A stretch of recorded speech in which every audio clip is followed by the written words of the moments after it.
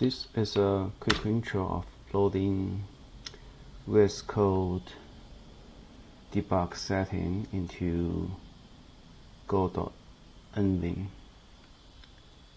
Here's my sample project. Load from vscode. We have launch.jason, which define the name of the debugger and the program. Also, maybe have some argument. Say, let's run the final strings. So, for those familiar with vscode, we could run directly from here. Say, let's set a breakpoint here and launch test function. Yeah, you see the breakpoint will stop here, and the test build is running. Let's switch to nvim. So nvim main.json, and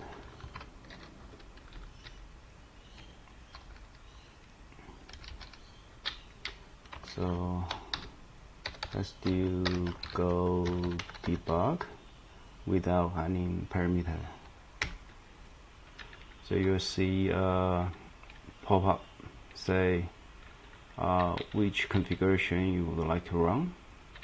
Let's see, let's use the main. Oh, sorry, forgot to set the breakpoint. F9 set breakpoint. So let's do go, maybe go debug stop.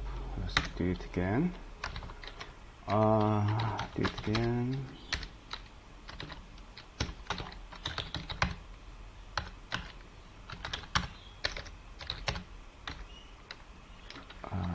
Set debug point here with F9.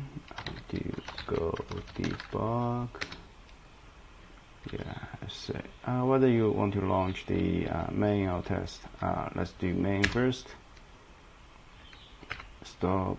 You can see the here we got the test result.